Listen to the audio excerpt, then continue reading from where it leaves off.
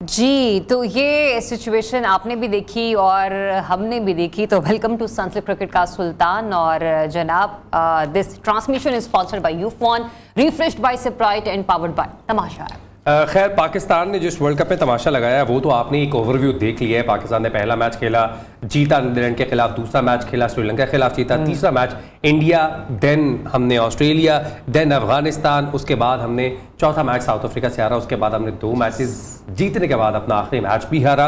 Overview तो आपको teams के बारे में, टीम का हमने दे दिया है। परफॉर्मेंस का एक ओवरव्यू हम अपने एक्सपर्ट से भी लेना चाहेंगे। मैं हूं आपका होस्ट फैजान अहमद भट्ट और मेरे साथ है ज़रियाब राजपूत, और हमें ज्वाइन करें फॉर्मर चीफ सिलेक्टर हारून रशीद साहब। सरपाश क्रैप के वक्त के लिए इन्फॉर्मेटिव फिक्र अब्दुर्रहमान भी हमारे साथ मौजूद है। तो सबसे पहले अपने बैटर से स्टार्ट करते हैं कि उनका बैटिंग अटैक जो है वो कैसा रहा है, और इसके लिए मेरे ख्याल से एक रिपोर्ट देख ली जाए कि हमारे जो परफॉर्मेंसेस रही हैं थ्रू आउट द टूर्नामेंट वो कैसी रही हैं। Let's have a look. जी, तो ये परफॉर्मेंस का ओवरव्यू तो आपने देख लिया, लेकिन इंडिविजुअली परफॉर्मेंसेस को डिस्कस करना बहुत ज़रूरी है। स्टार्ट लेते हैं जनाब मोहम्मद रिजवान से और अब्दुल्ला शफीक से। सबसे पहले रिजवान के हवाले से बात कर लेते हैं, जिन्होंने 9 मैचेस खेले और उसमें उनकी 8 इनिंग्स में 2 में वो जो थे वो नॉट आउट रहे। 395 उन्होंने टोटल दिया स्कोर बोर्ड पर, और इसके साथ एवरेज उनकी 65 की रही, जिसमें उनके 38 चौके हैं और 6 छक्के हैं। हारून साहब, रिजवान आपके सामने। देखिए, अगर आप ओवरऑल पाकिस्तान की परफॉर्मेंस को देखें तो definitely up to the mark नहीं थी जाने से पहले फेवरेट्स में। ये सोचते हुए कि सब कॉन्टिनेंट के ऊपर आपके मैचेस से जो आप ही की मर्जी के मुताबिक की पिचेस थी।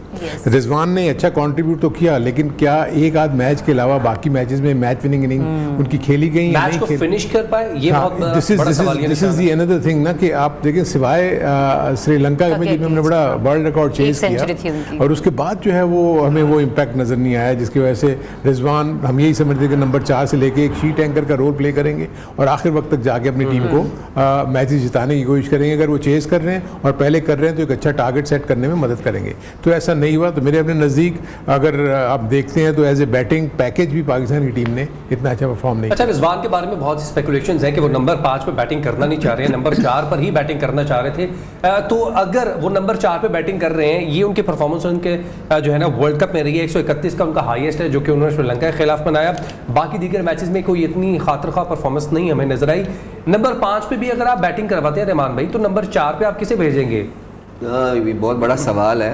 तो नंबर 4 के बाद भी 5-6 जो भी थे, ये थोड़ा बाद में डिस्कस करूंगा, लेकिन मेरे ख्याल में कि एज ए विकेट कीपर का ये नंबर सूटेबल नहीं है। दुनिया में जितने भी आप अभी भी और पहले भी या विकेट कीपर्स ओपनर्स है, ये नंबर 6 पे है, बिल्कुल नंबर 4 पे नहीं है। तो ये आई डोंट नो कि उन्होंने खुद भी वो बहुत दफ़ा कह चुके हैं कि मेरे लिए सूटेबल जगह है कि जहाँ मैं परफॉर्म करता हूँ, लेकिन वो पाकिस्तान टीम के लिए सूटेबल नहीं समझाई, क्योंकि वो ऐसा नंबर है कि जो आपने मैच को फिनिश करना है, जिसमें आपने राउंडिंग टिल एंड टेल तक भी खेलना है, और आपके पास इतने लंबी स्ट्रोक्स होने चाहिए, इतना लंबा पीरियड है, आपने बहुत अर्ली बारी भी आती है, तो 50 ओवर खेलने या 40 ओवर खेलने, तो ये एक मैटर करता है, क्योंकि विकेट कीपर की जॉब बहुत टफ होती है। उसने 50 ओवर कीपिंग भी करनी है, फिर 40-50 ओवर बैटिंग भी करनी है, तो वेरी लॉन्ग, उसके लिए बहुत लंबा दिन भी बन जाता है। तो मेरे ख्याल में यहाँ इनको एज ए ओपनर सेलेक्ट होना चाहिए, सेलेक्ट तो होते ही हैं एज ए बैटर या ओपनर या नंबर 6। तो फिर इनके लिए मेरा ख्याल है कि ये सूटेबल जॉब है कि ये मैच को, जिस तरह इनकी शॉट्स हैं आके, जैसे ये स्वीप्स खेलते हैं, पहली बॉल पे ही आप अपनी स्ट्रोक्स को खेलते हैं, तो वो एक 10 ओवर बचते हैं जब आपके पास, तो फिर अच्छा है कि आप अपनी इनिंग्स को इम्प्रोवाइज कर सके, माय पॉइंट ऑफ व्यू। अच्छा, रन्स के एतबार से जो दूसरे नंबर पर रहे पाकिस्तान के बल्लेबाज, वो है अब्दुल्ला शफीक, जिन्होंने 8 मैचेस खेले, 336 रन बनाए, 113 का उनका हाईएस्ट स्कोर है, वो भी श्रीलंका के खिलाफ, जो कि हमने मैच जीता था। एवरेज उनकी रही है through out the world cup 42 की।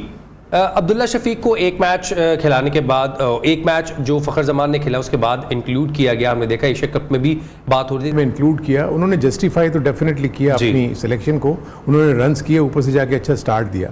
आई थिंक ये सबसे इंपॉर्टेंट चीज़ जो अभी जो आई थिंक ये मेच्योरिंग स्टेज पे हैं, मेच्योर हो रहे हैं as a batsman. So I hope कि ये आगे जाके और ज़्यादा मेच्योर हो जाएंगे, क्योंकि जो रोल अगर आप रोहित शर्मा को देखते हैं या शुभमन गिल को देखते हैं या डिकॉक को देखते हैं, तो वो ऐसे रोल्स हैं कि वो फिर जब एक दफ़ा जब वो सेट हो जाते हैं 50 रन अगर कर लेते हैं फिर उसको कन्वर्ट करते हैं इनटू अ बिगर स्कोर। बिल्कुल। सो उससे ये होगा कि जब आप सेट होते हैं तो आपको बॉल बड़ी अच्छी तरह नजर आता है, आपको बॉलर्स का आइडिया हो गया हुआ होता है, आपको फील्ड प्लेसमेंट्स का भी आइडिया हो गया हुआ होता है, तो आप अच्छी तरह डोमिनेट कर सकते हैं on a good batting pitch. So मेरे अपने नज़दीक ये अच्छा इंक्लूजन है। ठीक है, उनकी जो कॉन्ट्रीब्यूशन से दूसरे क्योंकि बैटर्स ने कॉन्ट्रीब्यूट नहीं किया तो इसलिए पाकिस्तान की टीम जो है वो आपको ज़्यादा मैचेस जीतती हुई नजर नहीं आई। सो मेरे अपने नज़दीक ये अच्छा इंक्लूजन है। आई होप कि ये कंटिन्यू करेंगे अपनी इसको और मेच्योर होंगे as a match winner in the later stages. ठीक, तो जरा बाबर आजम को भी डिस्कस कर लेते हैं, जो कि हमें थ्रू द टूर्नामेंट हमारा ख्वाब ही रह गया कि हम उन्हें सेंचुरी स्कोर करता हुआ देखें, लेकिन नजर आए हमें और कोई एक सेंचुरी भी वो स्कोर ना कर सके। उनकी 4 हाफ सेंचुरीज हैं इस टूर्नामेंट में और उनका जो टोटल रन है वो 320 का है। स्ट्राइक रेट आपके सामने है और एवरेज रही है उनकी 40 की। रहमान कैप्टनसी पर भी क्वेश्चन मार्क रहा और सेंचुरी देखने का ख्वाब आपका भी था, हमारा भी था, सभी पाकिस्तानियों का था, जो अधूरा रहा। बिल्कुल, उसका अपना भी बहुत था। ऐसी पिचेस बार बार नहीं मिलती जैसे टीम्स के लिए खेलता है। तो मेरे ख्याल में ये जब भी आउट हुआ है उसके बाद भी हमारे रन इतने नहीं बने। तो एज ए कैप्टन उस पर वो था, बर्डन था कि मैं जितना पिच पे रहूं उतना बेहतर है टीम के लिए। तो वो उसने कोशिश की, ट्राई बेस्ट, लेकिन उसके साथ फिर भी विकेटें गिरती रही। तो फिर आप अपनी इनिंग्स को उस तरह इम्प्रोवाइज नहीं कर सकते। ऐसे ही अपनी इनिंग्स को इस तरह बिल्ड नहीं कर पाए। 9 मैचेस खेले उन्होंने और 9 ही इनिंग्स खेली और सिर्फ एक मैच में जो कि हमने न्यूजीलैंड के खिलाफ मैच को जीता, जिसमें हमने डीएलएस मेथड के थ्रू मैच जीता, उसमें सिर्फ नॉट आउट रहे और थ्रू आउट द टूर्नामेंट 8 दफा वो किस तरह से आउट हुए वो देखते हैं, फिर उनसे डिस्कस करेंगे एज ए बैटर हारून साहब से। शॉट खेलते तो एक ही फील्डर जहाँ खड़ा हुआ होता है, गेंद उसके हाथ चली जाए। जिस दिन आपका दिन होता है तो वो गेंद किसी और जगह जाती है। आप शॉट मारते हैं, आपने एम किया होता है कि मैं मिड विकेट के ऊपर से मारूंगा, लेकिन वो जो है गेंद विकेट की जो फील्डर खड़ा हुआ है वो उसके करीब चली जाती है। और जो सबसे इंपॉर्टेंट चीज़ ये थी, मैं देख रहा था कि नॉर्मली मैंने ज़्यादातर इस दफ़ा जो टीमें थी उन्होंने अपने फील्डर्स को काफ़ी करीब खड़ा किया हुआ था। नॉर्मली सर्कल के एज पे खड़े हुए होते हैं। सो जब आप करीब होते हैं तो जो बॉल एयर टाइम होता है ना, वो उसको ज़्यादा जल्दी पिक करके उसी वक्त उनको वो कैच कर लेते हैं। अगर आप एज ऑफ द सर्कल खड़े होते हैं तो गेंद डिप करके आपके पास 1 बाउंस पहुंचती है। तो ये चीज़ें मैंने देखी कि इस वक्त काफ़ी टीमों ने किया कि काफ़ी क्लोज फील्डर्स को रखा। तो बाबर के ऊपर बहुत ज़्यादा प्रेशर मैं फील करता हूँ था। ऑब्वियसली आपको तक है उन्हीं दिनों में अननेसेसरी क्रिटिसिज्म शुरू हो गया हुआ था। आपके बोर्ड ने उनको डिसोन कर दिया था, आपकी उनकी वो लीक्स होनी शुरू हो गई थी, उनको कहा गया कि आप मैसेज भेजें, उसके बाद वो लीक हो गया। सो बहुत सारी चीज़ें मैं समझता हूँ कि लोग नहीं इस चीज़ का आइडिया करते। वो तो ये समझते हैं कि जी बाबर आजम जब भी जाएगा वो 100 ही करके वापस आएगा। वर्ल्ड कप में वी जस्ट होप कि हम आने वाले वक्त में जो क्रिकेट खेलें उसको बेहतरीन क्रिकेट खेलें और अपने जो मायूसी है पाकिस्तानी कैंप में, पाकिस्तानी प्लेयर्स में, पाकिस्तानी फैंस में, उसको जल्द से जल्द दूर कर सके और जल्द से जल्द हम ब्रेक से वापस भी आ जाते हैं, क्योंकि दीगर बैटर्स भी पड़े हमारा इंतजार कर रहे हैं, जिसमें फखर जमान है जो कि न्यूजीलैंड के खिलाफ मर्द-ए-आहन साबित हुए। Take break, stay tuned, cricket का सुल्तान। जी welcome back to Sunsilk cricket का सुल्तान, sponsored by Ufone, refreshed by Sprite and powered by Tamasha app. तो एक पावरफुल बैटर के हवाले से भी बात कर लेते हैं, जो कि हमें उस तरह तो थ्रू द टूर्नामेंट इतने अच्छे नजर नहीं आए, लेकिन एक मैच उनका ऐसा था कि जिसने सभी को हैरान कर दिया। मैं बात कर रही हूँ फखर जमान की, जो कि न्यूजीलैंड के खिलाफ मैच में मर्द-ए-आहन। मुझे थोड़ा सा बुरा लगा, 4 मैचेस उन्होंने खेले हैं, एक नीदरलैंड के खिलाफ फ्लॉप हुए, एक फ्लॉप हुए इंग्लैंड के खिलाफ। 2 मैचेस में उन्होंने 248 रन स्कोर कर दिए और आप कह रही हैं उनकी परफॉर्मेंस अच्छी नहीं थी। चले, अगर आप कह रहे हैं तो फिर मैं मान लेती हूँ कि किस तरह की परफॉर्मेंसेस उनके ओवरऑल रही हैं, लेकिन फिर भी न्यूजीलैंड के खिलाफ जो मैं बात करी थी उनकी परफॉर्मेंसेस के पॉइंट ऑफ व्यू से वो सबसे बेस्ट रही है। और 4 मैचेस में 220 के रन्स, ये मैं अपने व्यूअर्स के साथ डिस्कस कर रही हूँ इस वक्त। और हारून साहब, फ़खर की इनिंग्स को आप किस तरह से देख रहे हैं? देखिए, फ़खर तो बहुत कम मैचेस खेले। अगर आप देखा जाए तो पहले मैच के बाद उनको ड्रॉप कर दिया गया। लोग कहते हैं कि वो अनफिट हो गए। आई थिंक उसका इम्पैक्ट ये होता है कि आप मैच जीत जाते हैं। फॉर इंस्टेंस एक मैच में तो उन्होंने जो न्यूजीलैंड के खिलाफ बहुत ही इम्पोजिंग टारगेट था जो 401 रन का, उसके लिए जो उन्होंने स्टार्ट लिया और बाबर ने जिस तरह उनका साथ दिया, सिर्फ एक wicket Giri on DLS method. Bangladesh के खिलाफ 87 रन स्कोर किए उन्होंने, और बांग्लादेश के खिलाफ भी। तो आई थिंक ये वो प्लेयर जो कि ओपन में जैसे हम देखते हैं, डिकॉक है, रोहित शर्मा शर्मा है, ये वो रोल प्ले कर सकते हैं पाकिस्तान के लिए, लेकिन सिर्फ 4 मैचेस के लिए। इसलिए हम इनके ऊपर अगर बहुत ज़्यादा बहस करेंगे या डिस्कस करेंगे तो अगर ये 9 मैचेस खेले हुए होते और उसके बाद रिजल्ट्स की पॉइंट ऑफ व्यू से हम देखते कि पाकिस्तान की टीम कहाँ फिनिश की, लेकिन definitely as a top order batsman, as an opening batsman, हमने डेफिनेटली इनकी जो पावर हिटिंग थी उसको मिस किया जो बाकी के जो 5 मैचेस थे उसमें। चले, आप ये कह रहे हैं कि इन्होंने सारे मैचेस नहीं खेले हैं, जिन्होंने इनसे ज्यादा मैचेस खेले हैं एज ए ओपनर उनकी बात कर लेते हैं। इमाम उल हक ने 6 मैचेस खेले, 162 रन स्कोर किए। मजमूई तौर पर इंडिविजुअली उनके स्कोर हैं ये 70 उनका हाईएस्ट है, जो कि उन्होंने मेरा ख्याल इंडिया के खिलाफ स्कोर किया था। और परफॉर्मेंस आपकी उनके सामने है, 27 की एवरेज है, 23 चौके लगाए and no sixes in his account. Rahman भाई, जो एक जरिए आपका गिला रहता था कि हमारे ओपनर छक्के नहीं मारते, वो फखर जमान ने आके तो दूर किया, लेकिन वाई नॉट इमाम? हमने देखा है कि he can play bigger shots, लेकिन वो अपने शेल से बाहर क्यों नहीं निकल पाए in this world cup batting pitches पे? सबसे पहले तो मैं फखर दें, और पाकिस्तान के पास मेरा नहीं ख्याल कि इस तरह का ओपनर है जो मॉडर्न डेज है, जिसने इनिंग्स बिल्ड करनी है और टीम को क्विकली स्कोर बोर्ड को चलाना है। और इमाम बड़ी देर से ये दोनों ओपनर्स खेल रहे हैं, लेकिन आई डोंट नो कि इमाम इस चीज़ से क्यों नहीं बाहर आया। जितना अच्छा वो प्लेयर है, जितनी अच्छी उसकी रैंकिंग है, एवरेज बहुत अच्छी सी वर्ल्ड कप स्टार्ट से पहले, मेरा ख्याल है 55 की एवरेज थी उसकी, और बड़ा अच्छा खेल रहा था। मेरा ख्याल है प्रेशर ले जाता है इंसान जब वर्ल्ड कप की टीम जाती है, उस पर जब एक आधी इनिंग्स में रन्स नहीं होते तो इसमें खुद ही बाहर निकलना है आपने। लेकिन उनकी जगह पे अब्दुल्ला शफीक ने आके अपनी जगह को बड़ा अच्छा संभाल लिया है, और आगे फ्यूचर में वो लंबी रेस का घोड़ा है कि वो आपको लंबा अवेलेबल होगा, और जितना खेलेगा वो उतना मैच विनर बनेगा पड़ता है। इवन दो वो स्पिनर है, फास्ट बॉलर है या मीडियम पेसर है, इनके बारे में ना रखा जाए, क्योंकि इनकी इतनी कोई बहुत अच्छी कोई वनडे में परफॉर्मेंसेस एज सच नहीं थी पहले, लेकिन क्योंकि उनकी टेक्निक के ऊपर बड़ी बातें हो रही थी कि बड़ा अच्छा खेलते हैं, और बीइंग अ लेफ्ट हैंडेड, क्योंकि पाकिस्तानी कैंप में ये था कि हमें मिडिल ऑर्डर में एक लेफ्ट हैंडेड बैट्समैन चाहिए। सर, लोग सईद अनवर और युवराज सिंह से इनको कंपैरिजन में लेके आ रहे हैं। वो इसलिए नहीं कर सकते कि देखें वो टॉप ऑर्डर बैट्समैन थे, जो सईद अनवर तो ओपन जाके ही टीम को ब्लास्ट कर देते थे, वो तो बिल्कुल ही उनसे आप मैच नहीं कर सकते। लेकिन यहाँ भी अगर आप देखें तो उनकी जो एवरेज थी उसमें मैच विनिंग इम्पैक्ट तो कहीं भी नजर एज सच नहीं आया।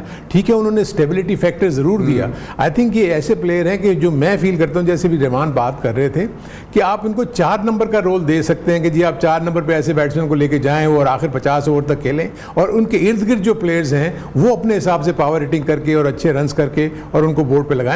दूसरी तरफ अब क्योंकि देखें तमाम प्लेयर्स को पता लग गया है और लोग अभी आगे बातें भी करनी शुरू कर दी हैं कि इवन शादाब भी ये वो दे रहे हैं इंटरव्यू के जी हमें मॉडर्न डे क्रिकेट खेलनी चाहिए। तो मॉडर्न डे क्रिकेट का मतलब ये है कि you have to have a good strike rate. So वो स्ट्राइक रेट के लिए अब सऊद शकील भी हो गए या जितने भी बैटर्स हैं उनको ये करना पड़ेगा।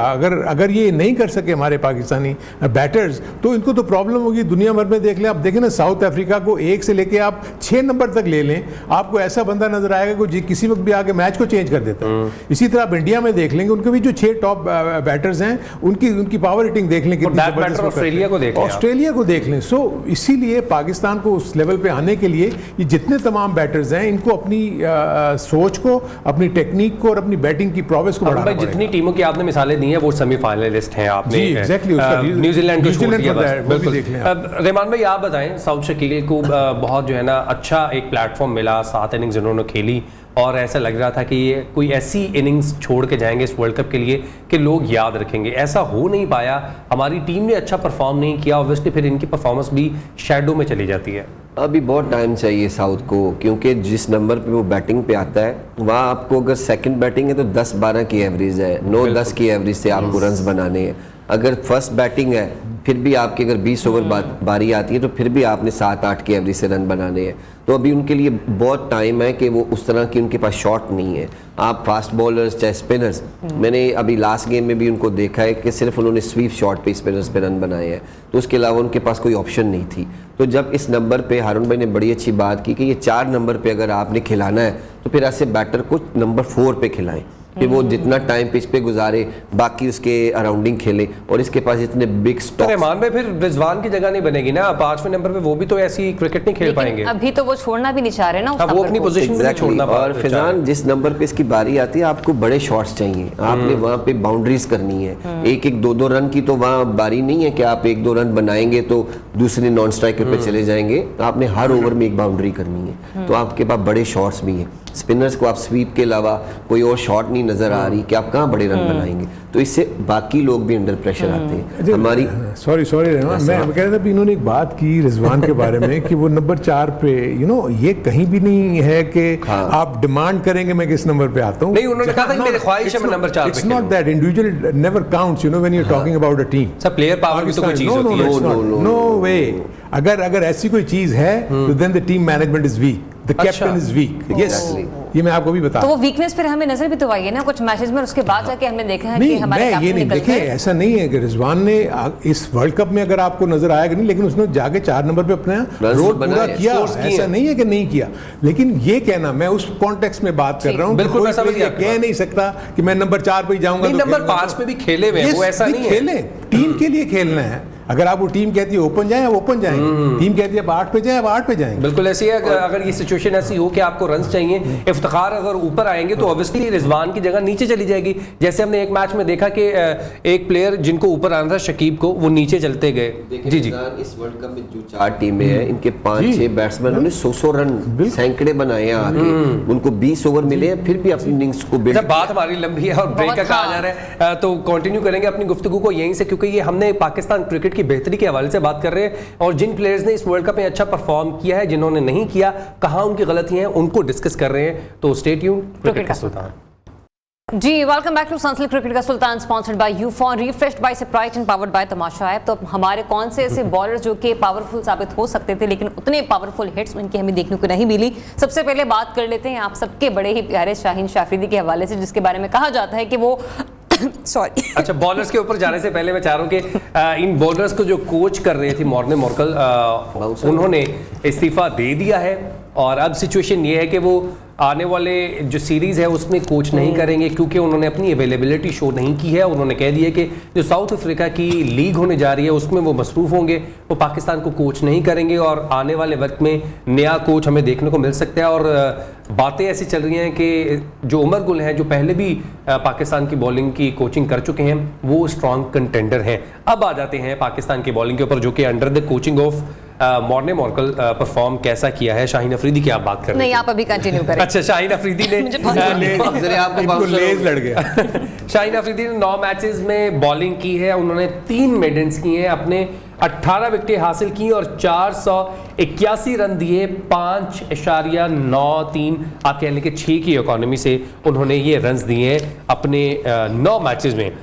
आपके की बॉलर, और जब आपको शुरू में विकेटें, आपका एक बन जाता है कि हमें शाहीन अफरीदी ने पहले 2-3 ओवर्स में अपने पहले 4 ओवर्स के स्पेल में विकेट लेके देनी है। जब वो विकेट नहीं लेके देते, हमने देखा है वो मिडिल ओवर्स में विकेट नहीं ले पा रहे, एक्सपोज होते नजर आ रही है। हम बात नहीं कर रहे, हमारे नेबर कंट्री के जो जर्नलिस्ट है वो बात कर रहे हैं, और जो कमेंटेटर्स हैं, चाहे एशियन पिचेस हो या बाहर की पिचेस हो, उन्हीं पे बॉलिंग करेंगे ना। तो बात है, फिर बॉलिंग तो करनी थी, नहीं परफॉर्म हुआ। यही तो आपको कह रहा हूं ना कि सिर्फ आप इसी को नहीं कंपेयर कर सकते ना, औरों ने भी नहीं किया। सिवाय इंडिया के फास्ट बॉलर्स के अलावा किसने कोई इंपैक्ट शो किया? नहीं, हमारा कंसर्न तो शाहीन अफरीदी है, किसी ने नहीं किया तो नहीं किया। ये तो नहीं हो सकता। देखिए, आप बिल्कुल लेमैन की तरह बात कर रहे हैं। जब आप पूरा उसको वो करते हैं ना, तो आपको ये जायजा लेना पड़ता है कि दूसरों ने क्या किया। सो अगर दूसरों ने ली भी होती और इन्होंने ना ली थी, यस, ये जरूर कंसर्न है कि जो उनकी रेपुटेशन थी कि वो आते ही ऊपर आउट कर देते थे, जिसकी वजह से दूसरी टीम बैकफुट पे चली जाती थी। रीजन क्या होता है? देखें, जब आपने आते ही ओपन 10 ओवर के अंदर 2 से 3 विकेट्स ले ली, तो इसका क्या मतलब है कि जो बैटिंग साइड है ऑन द डिफेंसिव गई ना। जब आप अगर पहले से 10 ओवर में आप आउट नहीं करेंगे, तो वो वही प्लेयर सेट होकर आगे चले जाते हैं। जब आप सेकंड स्पेल में उनके पास आते हैं, तो वो सेट बैट्समैन आपको मिलता है। सो जब आप पहले आउट कर देते हैं, तो आपको जब सेकंड स्पेल में आते हैं, तो आपको नए बैट्समैन मिलते हैं। सो मेरे अपने नजदीक कारकर्दगी इतनी अच्छी नहीं रही। ये 16 विकेट हाईएस्ट विकेट टेकर हैं पाकिस्तान के, लेकिन अगर आप 18 विकेट्स अगर आप देखेंगे, तो इनकी जो वो विकेट्स भी जो है ना, वो डाइंग स्टेजेस पे है। जब बैट्समैन क्या वो चार्ज कर रहे होते हैं कि जी हमने रन बनाने हैं, ऑस्ट्रेलिया के खिलाफ 5 विकेट्स ली थी इन्होंने। एग्जैक्टली, वो डाइंग स्टेजेस में जब रन्स बहुत लग गए हुए थे बोर्ड पे। So yes, exactly Shaheen Afridi का इशू और आपके और भी जितने भी टॉप ऑर्डर बॉलर्स हैं, उनका इशू है, क्योंकि ये बॉलिंग आपका वो वाहिद डिपार्टमेंट था जिसके आप बहुत ज्यादा बैंक कर रहे थे, डिपेंड कर रहे थे कि ये हमें आउट करके देंगे और हम मैचेस हम जीतेंगे, क्योंकि हमारी बैटिंग को अच्छा मतलब कम स्कोर मिलेगा चेस करने के लिए, और अगर ये पहले बाद में बॉलिंग करते हैं तो ये डिफेंड करेंगे, जितना भी हमारे बैट्समैन जो है वो स्कोर लगा देंगे। अब जरा महंगे तरीन बॉलर का टाइटल हासिल करने वाले हारिस रऊफ के हवाले से बात कर लेते हैं। हमारे टीम के महंगे बच्चे हैं। बहुत ही महंगे पड़ गए। 9 मैचेस खेले, सिर्फ एक मेडन किया है इन्होंने, 79 के करीब ओवर्स किए, 533 रन इन्होंने कंसीड किए, 16 विकेट हासिल की, गेंदों पे बस 16 विकेट हासिल किए, और इकोनॉमी इनकी तकरीबन 6.5 से ऊपर की है। Hi bad days sir bad days 9 matches में ये खुद भी नहीं भूलेगा। अच्छा। और रही बात को विकेट्स नहीं मिलती तो डॉट बॉल क्रिएट्स होते हैं। बदकिस्मती ये रही कि डॉट बॉल्स भी नहीं क्रिएट हुए और रन्स भी बनते रहे, जिसकी वजह से हम इतने एक्सपेंसिव, और शाहीन का प्रेशर खत्म हो गया। फिर जब वो लास्ट बिटवीन आए मिडल ओवर्स में, आपके वहां पे भी फिर रन्स लगे हुए थे, कोई ऐसा बॉलर नहीं था। वापस आएंगे आगे इन चीजों पे जो हम डिस्कस कर रहे हैं। आई डोंट वांट टू कि अभी उनको भी बीच में लाऊं। ये इसका कसूर कहाँ आता है और किन किन चीजों पे आता है, क्यों बॉलर ऐसे बैकफुट हो जाता है। तो हारिस का भी यही था, हारिस ने अपनी जोर के ऊपर सारी कॉन्सेंट्रेट रखी है, सेम एज वुड ने भी वही चीज की जो हारिस कर रहा था। इन्होंने कुछ मैचों में वेरिएशन जरूर यूज किया, वह कामयाब हुए, लेकिन इन्होंने अपनी पेस को तरजीह दी। बटलर ने तो वुड को थोड़े मैचेस में बिठाया भी, हमने हारिस को नहीं बिठाया। एग्जैक्टली, क्योंकि कप्तान के पास वैसी ऑप्शन नहीं है आगे कि आपके पास एक ही पेसर है, जिसकी यहाँ वसीम जूनियर आया, उसने कुछ 4 मैचेस खेले, एग्जैक्टली 140 तक गया है। लेकिन इसके अलावा आपके पास बॉलर ही नहीं है कि जो 145 148 पे बॉल करे, तो पेस वाला बॉलर तो चाहिए आपको। शाहीन 135 पेस पे आ गए, हसन अली आपके 130 पे है, उसके बाद आपके पास क्या ऑप्शन बनती है? एक ही तो बॉलर है जो आपको पेस अटैक से आउट करके देगा, लेकिन थ्रू आउट इवेंट इन्होंने जोर बहुत लगाया। अगर ये कंसंट्रेट करते,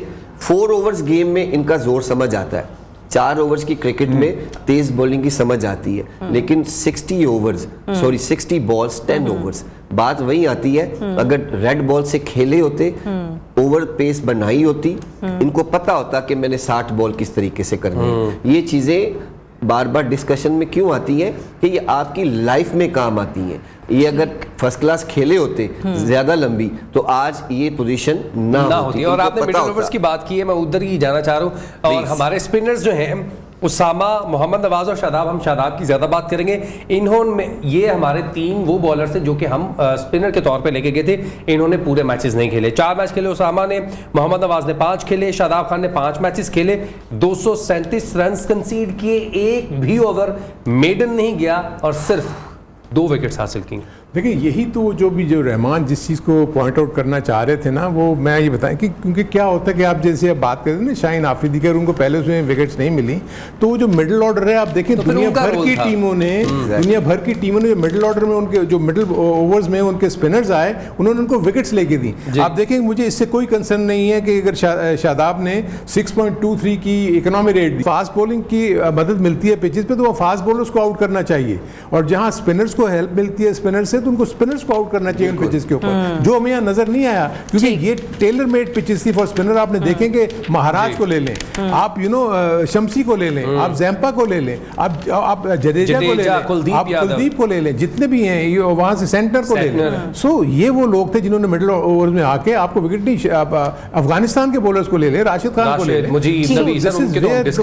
पाकिस्तान को अगर आप ओवरऑल देखेंगे ना, तो ये बॉलिंग यूनिट ने आपको। Rahman, a very quick comment on Nawaz, 5 matches सिर्फ 2 विकेट, 223 रन। अभी मैं एक चीज की कैलकुलेशन कर रहा था, हमारे स्पिन डिपार्टमेंट ने 700 बॉल कराए और उसमें हमने टोटल 4 विकेट्स लिए। आप नए बॉल पे भी शाहीन आउट करे, 20 के बाद भी शाहीन आउट करे, हारिस आउट करे, 50वें ओवर में भी आके ये आउट करे, तो ये जो डिपार्टमेंट स्पिन डिपार्टमेंट था, ये तो नोवेयर था। एक मैच तो ये भी आया कि टीम ने कहा यार स्पिनर ही ना खिलाओ, तो इसका मतलब है अंदर ही इतना बड़ा क्वेश्चन मार्क था कि हमारे पास स्पिनर ही नहीं है। तो जितनी टीमें आज सक्सेस ऊपर 4 में है, उनके सब स्पिनर्स टॉप विकेट टेकर है। बिल्कुल जी, पाकिस्तान के स्पिनर्स ने अच्छा परफॉर्म नहीं किया, यही हमारे एरिया ऑफ कंसर्न रहा। एशिया कप में भी और वर्ल्ड कप में भी यही रहा, जिसकी वजह से आप आज हम जो है वो नंबर 5 पे फिनिश किए इस वर्ल्ड कप के पॉइंट्स टेबल पर। हमने थ्रू आउट हमने सबको टच करने की कोशिश की, जिन्होंने अच्छी परफॉर्मेंस दी,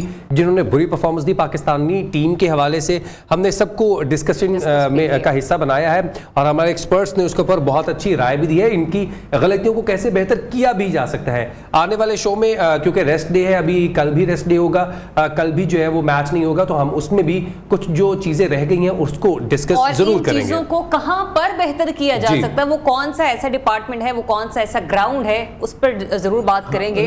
उसके बावजूद मैं सिर्फ आपको जाते जाते कह दूं, उसके बावजूद आप 5 नंबर पे फिनिश किए हैं, एक मैच जीतने की जरूरत थी, आप बिल्कुल ऐसे अंदाजा लगा लें आप। ठीक है, तो जनाब इजाजत दीजिए, अल्लाह हाफिज।